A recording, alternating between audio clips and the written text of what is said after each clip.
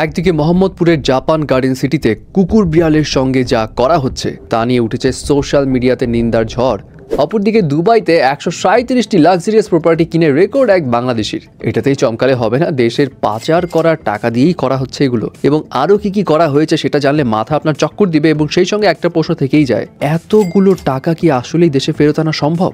এছাড়া থাকছে শেখ মুজিবুরকে নিয়ে বানানো কবিতা বাদ দেওয়া থেকে শুরু করে ক্লাস 1 থেকে 10 পর্যন্ত পাঠ্যপুস্তকে আসছে বেশ কয়েকটা পরিবর্তন। সর দেরি না করে বিস্তারিততে চলে যাই। আর একটু দাঁড়ান, এই উইন্টারে best quality drop shoulder sweatshirt পেয়ে যাবেন চালাকের ফেসবুক পেজে। অ্যান্ড প্রোডাক্ট কতটা প্রিমিয়াম সেটা আপনি ক্যাশ অন ডেলিভারির মাধ্যমে প্রোডাক্ট হাতে নিলেই বুঝবেন।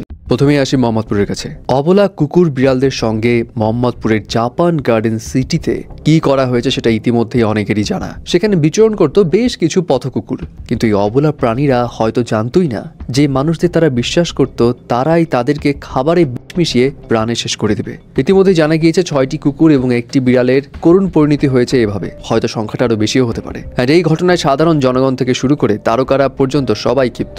যেমন সালমান মুক্তাদিত্য পোস্ট করে লিখেই দিয়েছে, মানুষ নিজেই জানোয়ার। পশু পাখিদের জানোয়ার ডাকার কোনো পয়েন্টই নাই, এখন আমরা নিজেরাই জানোয়ার হয়ে গেছি।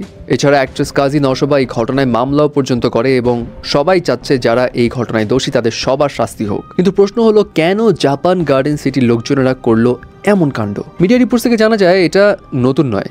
এখানকার ফ্ল্যাট মালিকরা অনেক দিন ধরেই এই জাপান গার্ডেন সিটিতে বিচরণরত পথকুকুরদের নিয়ে খুব বিরক্ত ছিল। ইনফ্যাক্ট এই সমস্ত পথকুকুরদের যদি কেউ খাবার দিত, সেই সমস্ত ব্যক্তিদেরকেও তারা নানাভাবে কটাক্ষ করত। এছাড়া তাদের সোসাইটির একটা সংগঠন এই সমস্ত কুকুর বিড়ালদের বিরুদ্ধে ব্যানার বানিয়ে এলাকার বিভিন্ন অংশে টাঙিয়ে রাখতো। অ্যান্ড আলটিমেটলি তারা এখন নিল এমন একটা অমানবিক স্টেপ যেটা কেউ কল্পনা করতে পারেনি। অ্যান্ড রাইট নাও আরেকটা টপিকস বলবো যেটাও আমরা কেউ কল্পনাও করতে পারবো না। আমরা সবাই জানি যে দেশ থেকে যে পরিমাণ টাকা পাচার হয়েছে তাতে দেশের অর্থনীতি ফোকলা।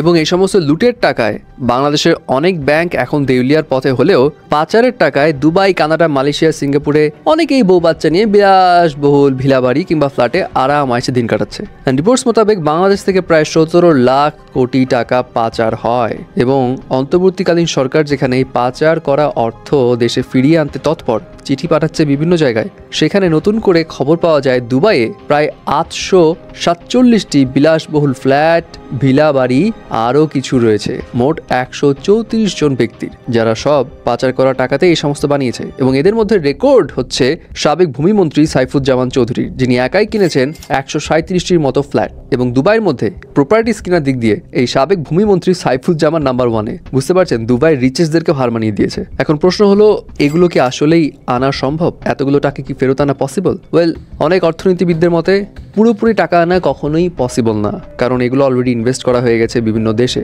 সো ওই দেশগুলো চাইবে না যে টাকাগুলো হাতছাড়া হোক। আর কেউ একটা বাড়ি কিনেছে, ফ্ল্যাট কিনেছে, সেগুলো তার তুলে নিয়ে আসা সম্ভব নয়। তবে হ্যাঁ, ডক্টর ইউনূসের ইমেজ কাজে লাগিয়ে কিছু কিছু অর্থ হয়তো ফেরত আনা সম্ভব, বাট এটা অনেক সময় সাপেক্ষ ব্যাপার। এবার আসি পাঠ্যপুস্তকের দিকে। আমরা সবাই জানি পাঠ্যপুস্তকে নানা রকম ইতিহাস বিকৃত করা হয়েছে, বাট ওগুলো নিয়ে আগে কথা বলার কোনো স্কোপ ছিল না। বাট রাইট নাও জানা যাচ্ছে 2025 সালে ক্লাস 1 থেকে ক্লাস 10 এই পাঠ্য বইয়ে যোগ হচ্ছে নানা রকম পরিবর্তন। যেমন সেখানে অ্যাড করা হবে গণ অভ্যুত্থানের গল্প, স্বাধীনতার ঘোষক হিসেবে ফিরছেন জিয়াউর রহমান। বঙ্গবন্ধু পরিবারে যে সমস্ত অতিরঞ্জিত ইতিহাস পাঠ্য বইয়ে যুক্ত হয়েছিল তাও বাদ দেওয়া হচ্ছে, এমনটাই জানা যাচ্ছে মিডিয়া রিপোর্টস থেকে। এমনকি শেখ মুজিবর তাকে নিয়ে রচিত কবিতাও বাদ যাচ্ছে।